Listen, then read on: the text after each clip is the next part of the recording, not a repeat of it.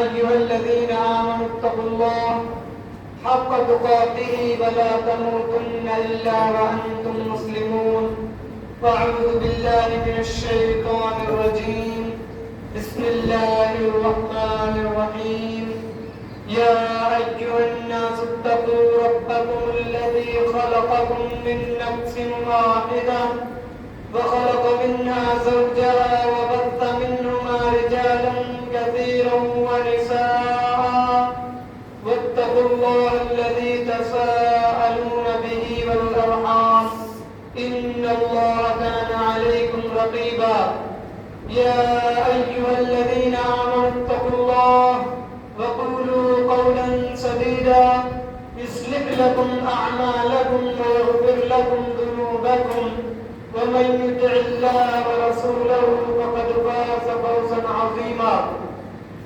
فإن خير الحديث كتاب الله وخير الهدي هدي محمد صلى الله عليه وسلم وشر الأمور محدثاتها وكل محدثة بدعة وكل بدعة ضلالة وكل ضلالة في النار قال الله تبارك وتعالى في القرآن المجيد والفرقان الحميد قاف والقرآن المجيد بل عجبوا أن جاءهم منذر منهم فقال الكافرون هذا شيء عجيب أئذا متنا وكنا ترابا ذلك رجل بعيد قد علمنا ما تنقص الأرض منهم وعندنا كتاب حفيظ قال الله تبارك وتعالى في القرآن المجيد يا أيها الناس اتقوا ربكم الذي خلقكم وقال النبي صلى الله عليه وسلم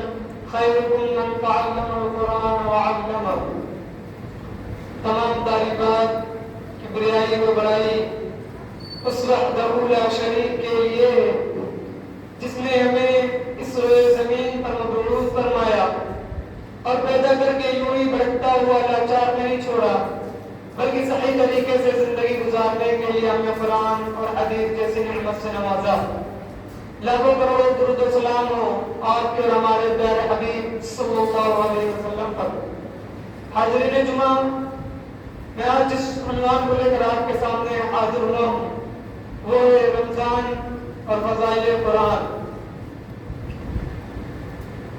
اللہ رب العالمین نے آسمانی کتابوں میں سب سے افضل کتاب قرآن مجید کو مہینوں میں سب سے افضل مہینہ رمضان المبارک میں نازل کیا اور رمضان المبارک کے اس افضل مہینے میں سب سے افضل رات لیلۃ القدر میں اسے لوح محفوظ سے آسمانی دنیا پر ایک بار ہی نازل کیا اور اسے بیت العزت میں رکھ دیا جیسا کہ اللہ تعالیٰ کا فرمان ہے شہر رمضان الذی انزل فیہ القرآن وہ رمضان کا مہینہ تھا جس میں قرآن کو نازل کیا گیا ھدی للناس جو لوگوں کے لیے ہدایت ہے وبینات من الہدی والفرقان جو لوگوں کے لیے ہدایت اور اس میں حق اور باطل کی تمیز کرنے والی نشانیاں موجود ہیں اسی طرح دوسری جگہ اللہ رب العالمین نے فرمایا انا انزلناہ فی لیلۃ القدر ہم نے قرآن کو لیلۃ القدر میں نازل کیا وما ادراک ما لیلۃ القدر اور آپ کیا جانیں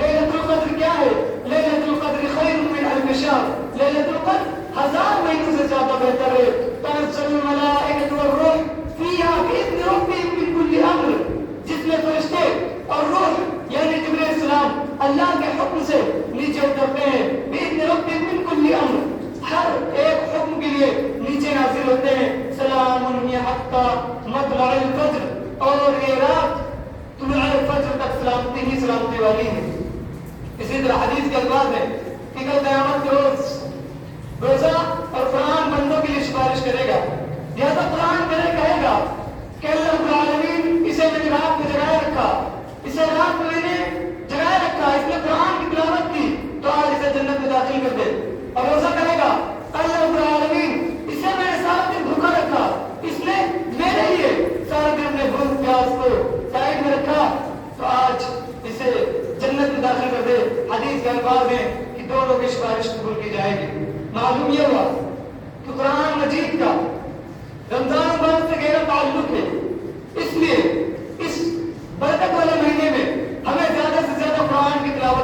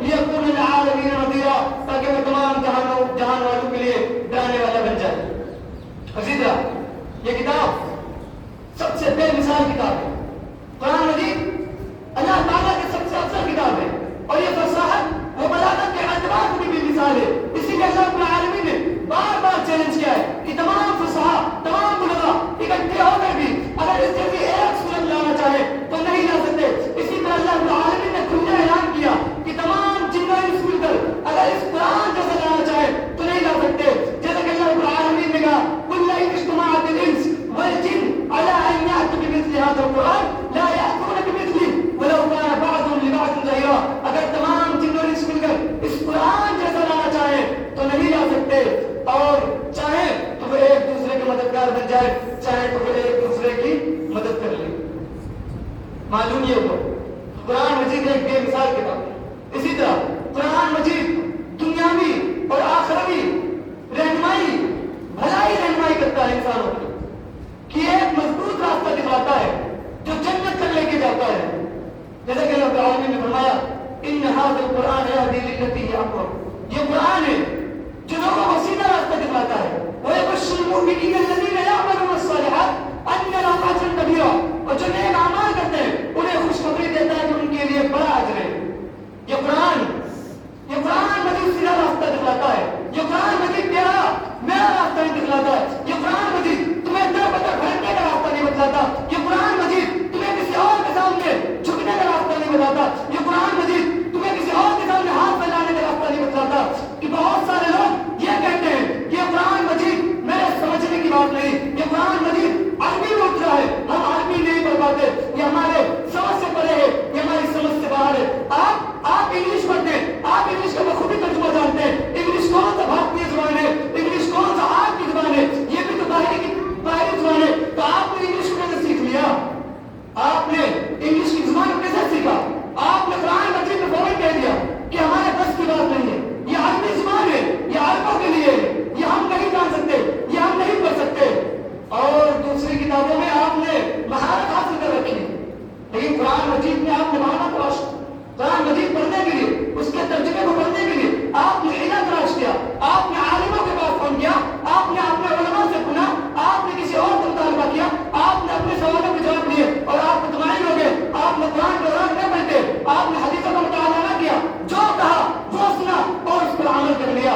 یہی گمراہی ہے, یہی آپ کو جہنم کی اور لے کے جائے گی.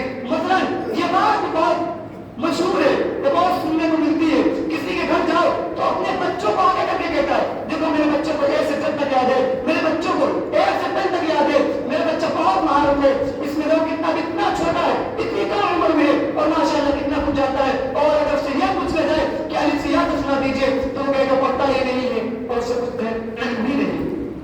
یہ افسوس کی بات ہے کہ اللہ رب العالمین کہہ رہا ہے یہ قرآن مجید سیدھا راستہ دکھلاتا ہے, آپ کو جنت کی طرف لے کے جاتا ہے. اور وہ اللہ رب العالمین جس نے قرآن کو نازل کیا وہ آپ کے گناہ کو چھپا رہا ہے, پھر آپ کو پکار رہا ہے, آپ کو بلاتا ہے, پھر آپ کے گناہ کو بخشتا ہے. پہلے آپ کے گناہ کو چھپائے, پھر آپ کو پکارے خود, پھر آپ کے گناہ کو بخشے, پھر آپ کے گناہوں کو نیکیوں میں بدل دے, اس کے بعد بھی وہ آپ سے محبت کرے. سوچ اللہ رب العالمین کتنا رحیم ہے, کتنا قریب ہے کہ آپ کے گناہوں پر پردہ بھی ڈالے, پھر آپ کو پکارے بھی, آپ کے گناہ کو بھی بخشے, پھر آپ کے گناہوں کو نیکیوں میں بدل دے, پھر آپ سے محبت بھی کرے. اور اس کے بعد آپ اللہ رب العالمین کی نازل کردہ قرآن کے بارے میں یہ کہیں یہ میرے پڑھنے کی بات نہیں ہے, یہ میرے پڑھنے کے بس میں نہیں ہے کہ میں اس کو پڑھ سکوں, اس کو سمجھ سکوں.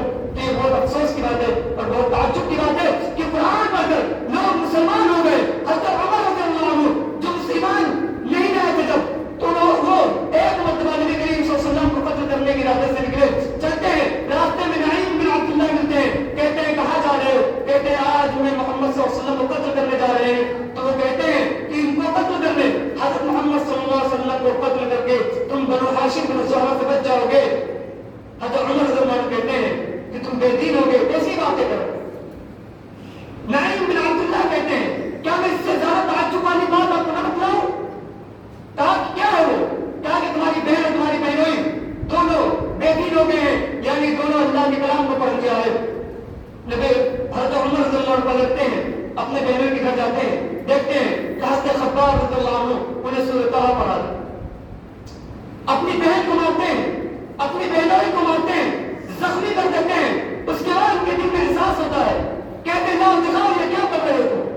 ان کی بہن کہتی نہیں, پہلے جا کے آپ تیار ہو کے آؤ, آپ پاک ہو جاؤ, آپ وضو کر کے آؤ, اس کے بعد بات ہوگی. وضو کر کے آتے ہیں, قرآن پڑھتے ہیں, سورۃ طہ پڑھتے ہیں. ابھی تھوڑا ہی پڑھا تھا کہ کہتے ہیں ما احسن هذا الكلام واکرمہ, یہ کتنا اچھا اور کتنا معزز کلام ہے. اس کے بعد حضرت محمد صلی اللہ علیہ وسلم کے پاس حاضر ہوتے ہیں اور اسلام قبول کر لیتے ہیں. یہ تو اس وقت کی بات تھی جب وہ اسلام لے رہے تھے. آپ تو اسلام لا چکے ہیں, آپ تو اللہ کو جانتے ہیں, آپ تو لا الہ الا اللہ کا اقرار کرتے ہیں, اس کے باوجود آپ اس بات سے یہ نکل رہا ہے کہ آپ قرآن نہیں پڑھ سکتے, آپ قرآن کے معنی کو نہیں سمجھ سکتے, تو آپ سے بڑا جاہل اور کون ہو سکتا ہے. اسی لیے ضروری ہے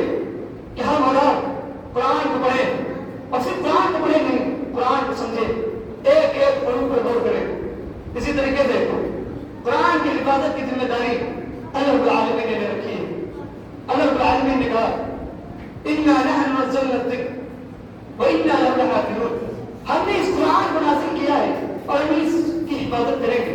یعنی جبریل علیہ السلام کے ذریعہ سے اللہ رب العالمین نبی کریم صلی اللہ علیہ وسلم کے پاس قرآن کو اتارتا، اور جو قرآن کو لے کر جبریل علیہ السلام آپ کے پاس حاضر ہوتے تو آپ جلدی جلدی اس کو یاد کرنے لگتے اس ڈر کے ساتھ کہ کہیں منہ سے بھول نہ جائے. تو اللہ رب العالمین نے کہا لا تحرک به لسانك لتعجل به، اے محمد صلی اللہ علیہ وسلم آپ اپنی زبان کو جلدی جلدی حرکت مت دیجیے کہ جلدی سے آپ یاد کر لیں، لتعجل به کہ آپ اسے جلدی سے یاد کر لیں. ان علینا جمعه وقرانا، یقینا اس کا جمع کر دینا، اس کا پڑھا دینا میرے ذمہ ہے. فاتبع القرآن واذا قرأناه، تو جب وحی پڑھے فاتبع القرآن تو تم اس پر پڑھو، یعنی اس کے پڑھنے کے بعد تم پڑھو. ثم ان علینا بیانا، اور اس کا معنی بیان کر دینا بھی میرے ذمہ ہے. اسی طریقے سے نبی کریم صلی اللہ علیہ وسلم کے سینہ طاہر میں قرآن موجود ہو جاتا ہے اور نبی کریم صلی اللہ علیہ وسلم جبریل علیہ السلام کو ہر رات ہر دن اس کو سناتے اور دہراتے. اسی طرح نبی کریم صلی اللہ علیہ وسلم نے صحابہ کو سناتے جو اسے اپنے دل میں محفوظ کر لیتے.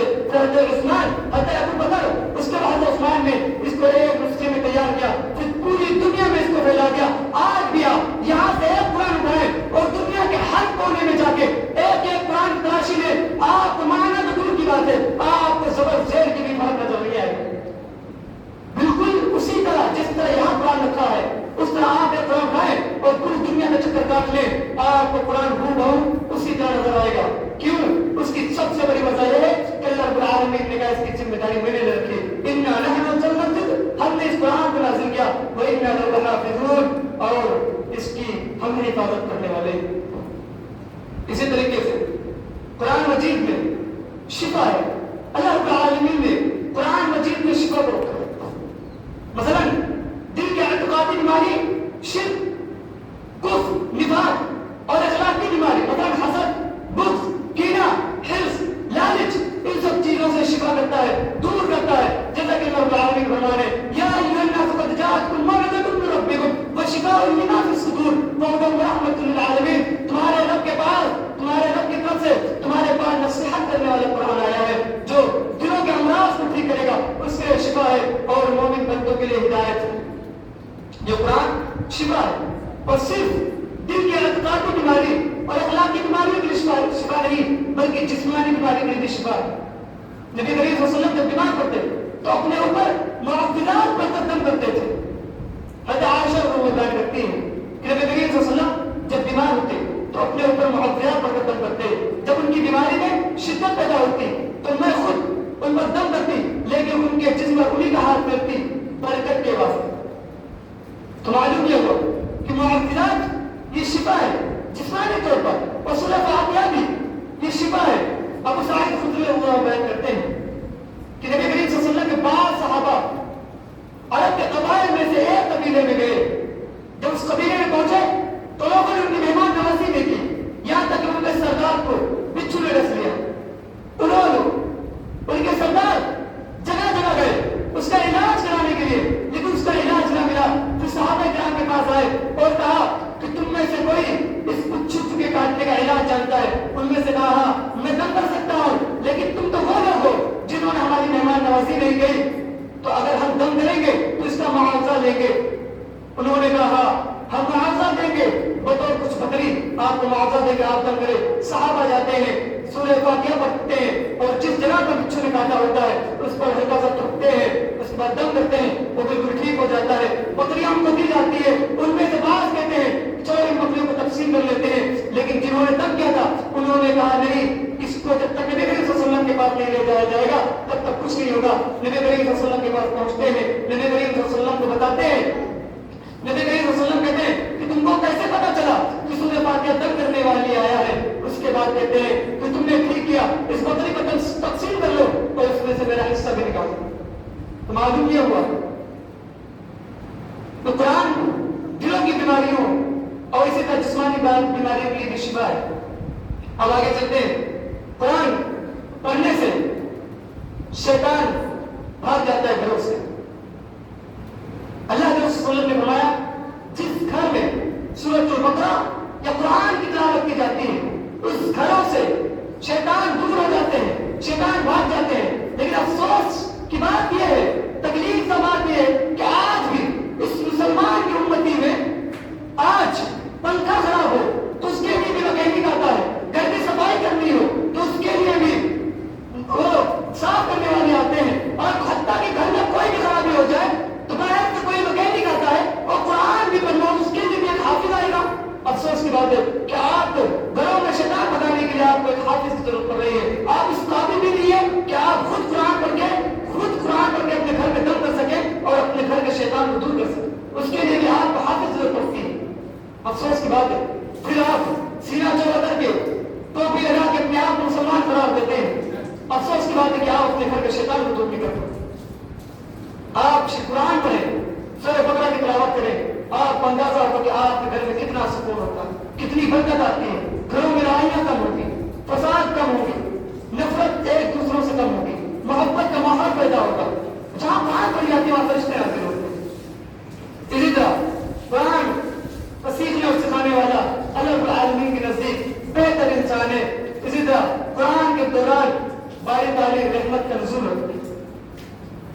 جہاں قرآن کی تلاوت ہوتی ہے رحمت باری کا نزول ہوتا ہے. حضرت حسین بن حسین رحمۃ اللہ بیان کرتے ہیں کہ میں رات کو سورۃ البقرہ نماز میں سورۃ البقرہ کی تلاوت کر رہا تھا. میرے قریب ہی میرا گھوڑا بندھا ہوا تھا. جب میں قرآن پڑھ رہا تھا تو میرا گھوڑا اترنے لگا، اچکنے لگا.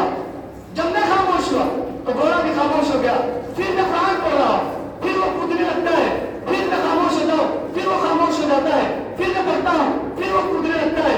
اور پاس ہی میں میرا بیٹا یحییٰ وہاں پر لیٹا ہوا تھا. مجھے اندیشہ ہوا کہ کہیں وہ اسے کچل نہ دے. میں جاتا ہوں، اس کے پاس جاتا ہوں اور اپنی اطاعت کو ختم کرتا ہوں، اپنی نماز کو مکمل کرتا ہوں. اور پھر میں جب آسمان میں دیکھتا ہوں تو مجھے دکھائی دیتی ہے ایک چھتری ہے جس کے اندر چراغ چمک رہے ہیں. صبح ہوتی ہے، میرے نبی کریم صلی اللہ علیہ وسلم کے پاس حاضر ہوا. نبی کریم صلی اللہ علیہ وسلم کو بتایا کہ ایسا ایسا ماحول ہے. نبی کریم صلی اللہ علیہ وسلم نے کہا کہ تم کو تلاوت جاری رکھنی تھی، تم کو تلاوت جاری رکھنی تھی، تم نہ رکتے، تم نماز پڑھتے رہتے، سورہ بقرہ کی تلاوت کرتے رہتے. حضرت حسین بن حضیر کہتے ہیں کہ مجھے اپنے بیٹے کا ڈر ہوا، اس لیے میں نے نماز توڑ دی. نبی کریم صلی اللہ علیہ وسلم نے کہا وہ فرشتے تھے جو اللہ رب العالمین کی رحمت کے ساتھ نازل ہوئے تھے. اگر تم قرآن پڑھتے رہتے یہاں تک کہ صبح ہوتی، لوگ فرشتوں کو دیکھ لیتے وہ چھپ نہ سکتے.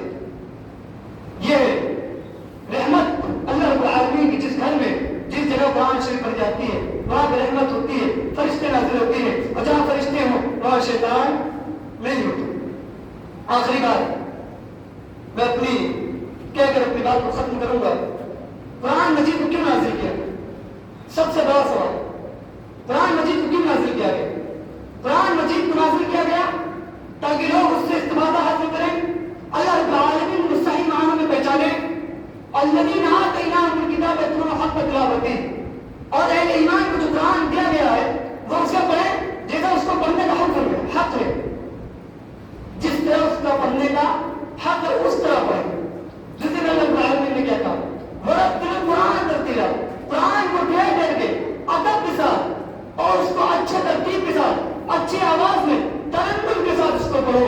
آج دیکھا جاتا ہے ماحول کچھ ہے، آپ دہلی کے سبھی مسجدوں میں جائیں، آپ تراویح کی نماز پڑھیں، کہیں ایک دن میں 5 پارہ کی تلاوت کی جا رہی ہے، کہیں ایک دن میں 3 پاروں کی تلاوت کی جا رہی ہے. اور ایک حافظ جانتا ہے، ایک حافظ یا ایک وہ شخص جو قرآن کو کنٹینیو پڑھتا ہے وہ جانتا ہے ایک پارہ پڑھنے میں کتنا ٹائم لگتا ہے. اگر صحیح اعتبار سے حروف کی ادائیگی کے ساتھ پڑھا جائے تو قرآن کو ایک پارہ کا پڑھے گا انسان تو 20 منٹ سے کم لگ ہی نہیں سکتے. لیکن آج قرآن کے ساتھ مذاق کیا جا رہا ہے، قرآن کے ساتھ بےحرمتی بن کی جا رہی ہے، قرآن کو اٹھایا جا رہا ہے، قرآن کو جس طرح چاہ رہے ہیں اس طرح اپنے ہاتھ میں ڈال لیں، قرآن کو پیسہ کمانے کی مشین بنائی جا رہی ہے. یہ قرآن کے ساتھ بدتمیزی نہیں اور کیا ہے کہ ایک قرآن آپ 7 دن میں مکمل کر رہے ہیں، یعنی ایک دن میں آپ 5 پارے کی تلاوت کر رہے ہیں، وہ بھی 1.5 گھنٹے میں. آپ سوچیں آپ لوگوں کو بیوقوف بنا رہے ہیں یا آپ اللہ رب العالمین کو خوش کر رہے ہیں یا آپ قرآن شریف کی سفارش چاہ رہے ہیں. آپ کیا کریں؟ یا آپ کے حق میں ابو سلمہ کہتی ہے اللہ کے رسول صلی اللہ علیہ وسلم کی تلاوت کرتے تو کہتے ہیں الحمدللہ رب العالمین، تو ہو جاتے وقفہ لیتے، پھر کہتے الرحمن الرحیم، پھر کہتے، پھر وقفہ لیتے، پھر کہتے مالک یوم الدین، پھر کہتے، پھر وقفہ لیتے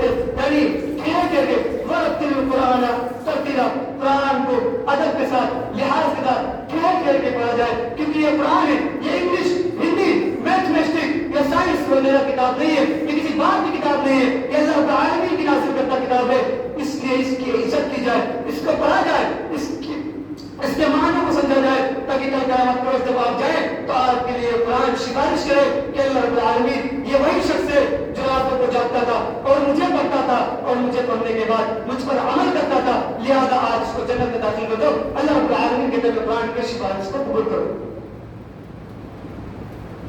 اس لیے ضروری ہے تو قرآن پڑھیں اور اس کے ترجمے کے ساتھ، صرف قرآن نہ پڑھیں بلکہ ترجمے کے ساتھ پڑھیں۔ جب آپ ترجمے کے ساتھ پڑھیں گے تو آپ کو بخود ہی معلوم ہوگا کہ اللہ رب العالمین نے کن کن چیزوں سے روکا ہے، کن کن چیزوں سے منع کیا ہے، اللہ رب العالمین کہاں خوش ہوتا ہے، اللہ رب العالمین کہاں ناراض ہوتا ہے۔ یہ آپ کے لیے ہمارے لیے بے حد ضروری ہے، کیونکہ یہ دنیا عارضی ہے، ختم ہونے والی ہے۔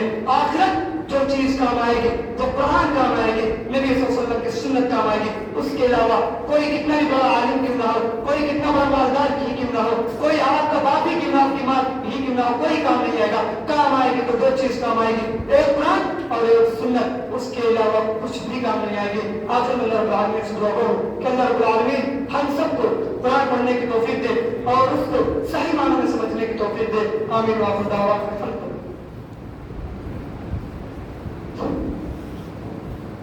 الحمد لله رب العالمين الرحمن الرحيم مالك يوم الدين ربنا آتنا في الدنيا حسنة وفي الآخرة حسنة وقنا عذاب النار ربنا ظلمنا أنفسنا وإن لم تغفر لنا وترحمنا لنكونن من الخاسرين ربنا لا تؤاخذنا إن نسينا وأخطأنا ربنا ولا تحمل علينا إصرا كما حملته على الذين من قبلنا ربنا ولا تحملنا ما لا طاقة لنا به واعف عنا واغفر لنا وارحمنا أنت مولانا فانصرنا على القوم الكافرين رب ارحمهما كما ربياني صغيرا ربي زدني علما ربي زدني علما لا إله إلا أنت سبحانك إني كنت من الظالمين ربنا اصرف عنا عذاب جهنم إن عذابها كان غراما إنها ساءت مستقرا ومقاما إن ربي لسميع الدعاء